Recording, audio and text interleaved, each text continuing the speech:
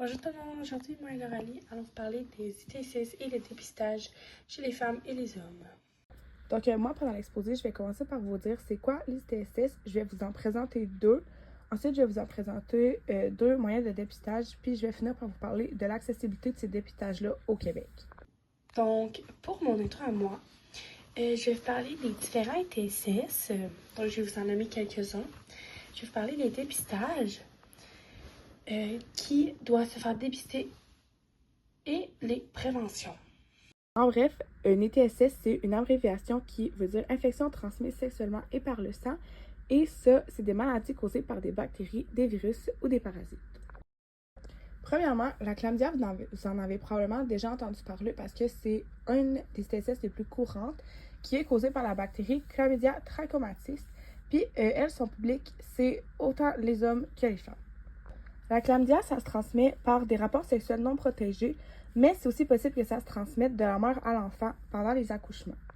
En ce qui concerne les symptômes, chez les femmes, on dit que 70% d'entre elles sont asymptomatiques, ce qui veut dire qu'ils n'auront pas de symptômes avec la maladie. Mais dans les autres cas, ils peuvent avoir des pertes vaginales anormales, des douleurs en urinant, des douleurs pelviennes lors des rapports. Il peut aussi avoir des saignements inhabituels et dans les cas plus graves, des risques de salpingite, ce qui est une infection des trompes qui peut mener à malheureusement la possibilité d'infertilité. Ensuite, pour les hommes, seulement 50% vont être asymptomatiques, mais pour les autres, il peut y avoir des écoulements inhabituels au niveau des parties génitales, des douleurs inhabituelles au niveau des testicules ou même des inflammations. Dans le cas dont je vous ai parlé tout à l'heure de la femme enceinte, ça peut entraîner des accouchements prématurés, des infections néonatales ou même des ruptures des membranes dans des cas prématurés, comme la perte des os plus tôt, par exemple. Pour la chlamydia, c'est souvent diagnostiqué par des prélèvements locaux, des tests urinaires ou même des prises de sang. Puis, pour ce qui concerne les traitements, c'est traité par le plus souvent de l'azithromycine. Ça, c'est une dose unique, fait que tu en prends juste une fois à penser de tir régulier. Ou sinon, de la doxycycline. Ça, c'est un traitement qui dure 7 jours. Puis, c'est important de savoir que le traitement doit se faire aussi pour les partenaires, même s'ils n'ont pas de symptômes. Puis, il serait préférable d'avoir l'abstinence sexuelle jusqu'à la fin du traitement des deux partenaires. Donc, pour mon premier ITSS, j'ai décidé de choisir la gonorrhée. La gonorrhée ressemble beaucoup à la chlamydia. Cependant, celui-là, il y a plus de douleur lors des relations sexuelles. Donc là, je vais vous dire les symptômes. Premièrement, il y a la perte vaginale anormale, c'est-à-dire les segments vaginaux après des relations sexuelles ou même entre les menstruations pour les femmes. Ensuite, il y a l'écoulement anormaux par le pénis ou l'anus. Ensuite, il y a les picotements ou une sensation de brûlure lorsque vous urinez pour les femmes et les hommes. Ensuite, il y a les douleurs aux testicules ou dans la région de l'anus. Et aussi, il y a des maux de gorge. Donc, pour mon deuxième ITSS, j'ai décidé de vous parler de l'herpès génital. Dans le fond, cela, ça provoque beaucoup des lésions douloureuses et récurrentes, autant chez les femmes que chez les garçons. Donc, les symptômes de celui-ci sont, mais comme j'ai dit de dire plus tôt, les lésions ou des clots qui sont douloureux autour des organes génitaux. Tu as aussi une sensation de démangeaison ou une sensation de brûlure avant l'apparition de ceux-ci. Tu vis aussi beaucoup de fièvre, des douleurs musculaires et tes ganglions sont beaucoup enflés. Puis, tu as vraiment mal lors de tes rapports sexuels. Le deuxième ITSS que j'allais vous présenter, c'est la syphilis, qui, cela, est causée par la bactérie Treponema pallidum. Puis, elle, je vais vous présenter plus tard, mais elle évolue en stade si elle n'est pas traitée assez vite. Dans son cas, la syphilis, elle peut être transmise comme la chlamydia par des rapports sexuels non protégés. C'est possible aussi, encore une fois, que ce soit transmis de la mère à l'enfant pendant l'accouchement.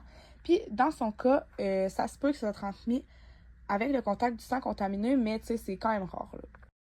Comme je disais, pour la syphilis, il y a 4 stades au courant de la maladie. Premièrement, le stade primaire, ça, c'est où que 3 semaines après le rapport à peu près, il va y avoir possibilité d'apparition d'une plaie au niveau des organes génitaux ou de la bouche.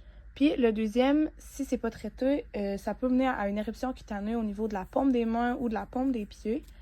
Ce qui peut aussi mener à des maux de tête, de la fièvre, des douleurs musculaires, voire même des ganglions enflés. Puis dans certains cas, ça peut aussi mener à une perte de cheveux. Après ça, le troisième stade est un peu plus compliqué parce que c'est un stade où il n'y a pas de symptômes, mais que la maladie est encore avec vous puis encore en train de vous contaminer. Fait que c'est pour ça que c'est important de la localiser le plus tôt possible parce que dans le quatrième stade, qui est le stade tertiaire, ça peut mener à des lésions plus graves au niveau des organes internes, comme le cerveau, le cœur, le foie, voire même les yeux. Puis, dans certains cas plus graves où la maladie ne sera pas traitée assez rapidement, ça peut mener possiblement à des complications mortelles. Pour son cas, la syphilis, ça peut être diagnostiqué par des prises de sang et ça peut être traité entièrement avec des antibiotiques, puis c'est souvent la pénicilline qui va être utilisée. Par exemple, ça nécessite des suivis pour éviter les complications parce que, comme on a vu, c'est des complications qui sont assez graves. Donc là, je vais vous dire quelques moyens de dépistage que j'ai choisi. Dans le fond, le premier, c'est le prélèvement urinaire. Dans le fond, ça, c'est pour tester si tu as la chlamydia, la gonorrhée et parfois d'autres infections qui leur ressemblent. Ou sinon, le deuxième, c'est les prélèvements génitaux ou oraux. C'est pour rechercher les infections telles que la gonorrhée, la chlamydia et d'autres. Ensuite, pour mes deux moyens de dépistage, je vais commencer par la prise de sang, qui, elle, peut détecter le VIH, la syphilis, l'hépatite B et C et tout plein d'autres ITSS courants. C'est sûr que c'est important de prendre en compte les délais d'incubation parce que ça aide à avoir des résultats plus fiables. Ensuite, mon deuxième, moi, c'est les tests rapides que eux peuvent dépister le VIH, même aussi la syphilis, tout dépendant de la précision de ceux-là que tu achètes. Mais c'est des suivis moins complets, fait que si ça tombe positif, il va falloir que tu ailles faire un suivi médical par la suite. Donc, qui doit se faire dépister? Dans le fond, ceux qui doivent se faire dépister, c'est eux qui ont des relations sexuelles non protégées, en particulier avec des partenaires multiples. Aussi, les personnes ayant changé de partenaire sexuel récemment. Les personnes ayant un partenaire dont le statut vis-à-vis des ITSS est inconnu aussi. Puis, les personnes vivant avec le VIH pour surveiller d'autres infections associées. Donc là, je vais vous présenter les préventions des ITSS. Donc, on a l'utilisation du préservatif. Dans le fond, le préservatif masculin, c'est l'un des moyens les plus efficaces pour prévenir les ITSS, compris l'herpès, le VIH, la chlamydia, la gonorrhée. En tout cas, tout ça qu'on a nommé tantôt un peu plus tôt, ça l'empêche vraiment de transmettre les infections. C'est aussi le préservatif féminin qui offre aussi une protection contre les ITSS et une alternative pour les femmes. Puis, un petit conseil important, utiliser des préservatifs à chaque rapport sexuel, vaginal, anal, oral. Même lors des rapports avec une partenaire régulière, ça permet de ne pas avoir des ITSS.